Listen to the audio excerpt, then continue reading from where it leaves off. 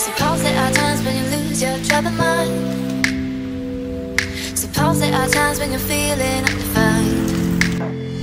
Proton S70 ni dipacu dengan enjin 1.5 liter 3-cylinder turbo double overhead cam dengan output 150 PS dan torque 226 Nm.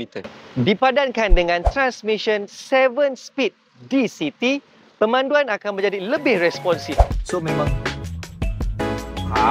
pick up yang sangat baik. Pick up yang sangat baik. Okey. Braking yang bagus, tengok walaupun saya dapat kereta depan, tengok saya boleh brake dengan sangat baik. Kita boleh katakan 6 airbag. Okey, kita ada ABS dan sebagainya. Ciri keselamatan anda tak payah risau. Memang sangat selesa, pemanduan yang sangat baik dan dia ada juga keep lane assist. Kepada yang tak tahu keep lane assist ni, contohlah kita bawa di highway, ada jalan tengah-tengah ni kan. Kalau dekat pemisah jalan ni, kalau di highway lah macam ni, mungkin pemisah jalan ni dah tak nampak sangat. Tapi kalau di highway dia akan masukkan balik dalam lane. Memang selesa. Tengok saya cuba tekan sikit. Lihat. Brake yang baik. Tengok kita sampai jalan mati. Saya boleh berpusing. Memang selesa tuan-tuan. Jangan bagi can. Bagi can memang gua tarik je dia. Okey guys, sekarang ni saya dah berhenti yang kereta. Kita nak cuba sport mode dia, tengok pergi macam mana, pick up dia macam mana sebab kereta ni ada turbo. Tapi ada ciri keselamatan yang baik juga. Jadi hanya slidekan sahaja, tukar sport mode dan mari kita pick up dia. Mari guys. Let's go.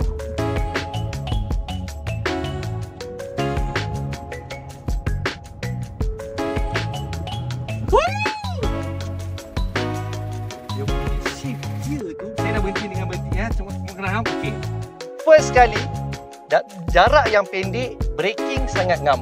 Okay, bila jarak yang pendek, kadang kita lambat braking. Tapi kereta ni braking dia cengkam dengan baik.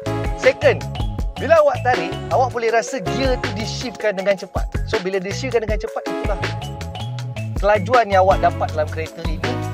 Berserta dengan kita punya safety features yang ada daripada segi braking dan juga kita bawa laju itu.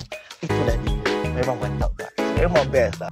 Untuk dari segi NVH dia, iaitu kalau tak tahu, siapa yang baru tahu pasal terms NVH ni, dia adalah noise and juga harshness lah.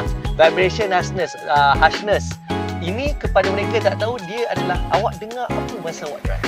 Certain kereta bila kita drive akan ada bunyi yang kasar pada bahagian depan, akan ada bunyi yang, contohlah ada motor yang betul tepi awak boleh dengar dengan jelas. Tapi untuk kereta ni, kita boleh katakan dia 70% luar punya tak dengar, 70 ke 80% tak dengar.